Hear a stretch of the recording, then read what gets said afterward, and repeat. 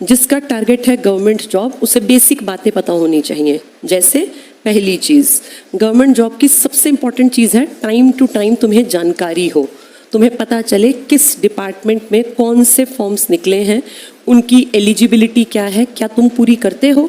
अगर तुम पूरी करते हो तो तुरंत से फॉर्म भर दो, नहीं पूरी करते हो तो देखो कहाँ पूरी कर रहे हो। एक ही डिपार्टमेंट में बहुत सारी नौकरियां आती हैं। जैसे एसएससी की बात करूं, स्टाफ सिलेक्शन कमीशन ढेर नौकरियां निकालता है। ये एमटीएस के नाम से, मल्टीटास्किंग, जिसमें कि छोटी नौकरियां आती हैं। सैलरी कम है लेकिन बेटा ना से तो बेहतर है, तुम तो खाली जेब हो, 30-35 हज़ार कुछ तो मिलेंगे। इसके ऊपर की नौकरी होती है CHSL, हायर सेकेंडरी लेवल।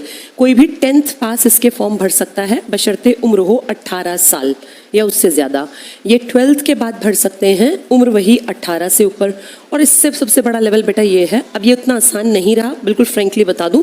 बहुत अच्छे लड़के लड़कियां जो कि बहुत बढ़िया एरिया से, महंगे कॉलेजेस से, यूनिवर्सिटीज से बीटेक वगैरह करते हैं, वो सब वापस इस तरफ जाने लग गए, जिनका कि मैथ्स पे बहुत बढ़िया कमांड है। तो उतना आसान नहीं है। अब मैं खड़ी होकर कह दूँ नहीं जी ऐसा हो जाएगा, इतना आसान बिल्कुल नहीं होगा।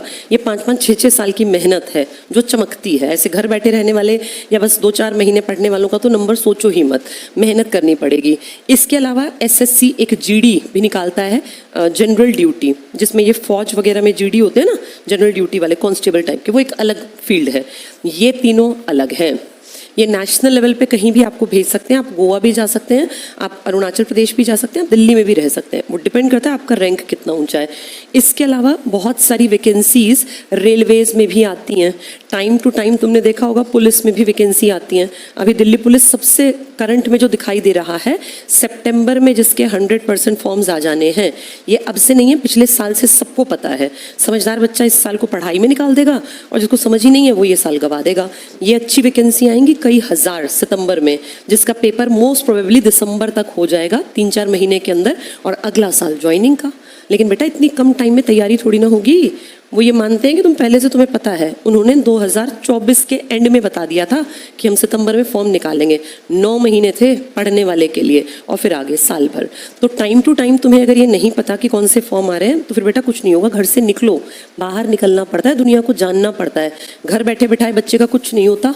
सच में होशियार समझदार बनना है तो घर को छोड़ना पड़ेगा, बाहर निकल के चीज़ों को देखना, सीखना, समझना पड़ेगा।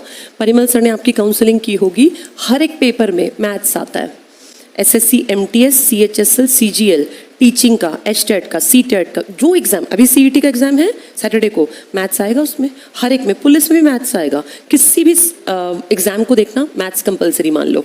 रीजनिंग, जिसको मेंटल एबिलिटी बोलते हैं, मैथ्स का छोटा भाई कह सकते हैं, ये भी आएगा। एक आएगा GK plus current affairs, general knowledge. GK में क्या आता है? पूरा social studies plus science, physics, chemistry, bio, environmental studies. इसमें आता है history, geography, political, economics plus current affairs. अब जैसे करंट अफेयर्स में ये मान के चलो साल भर का तैयार कर लेना चाहिए। वाला 2 साल पुराना पूछे तो उसके पीछे मत भागना। ये बहुत बड़ा एक ओशन है, ये 100% कभी कवर नहीं होता। लेकिन एक जिम्मेदार बच्चा जब पढ़ाई करता है तो वो 6-8 महीने की इंपॉर्टेंट चीज़ें पढ़ के जाता है।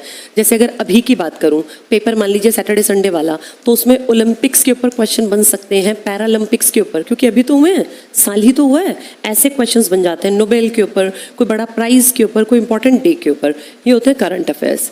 इसके अलावा इंग्लिश और हिंदी लैंग्वेजेस हैं, ये भी आएंगी।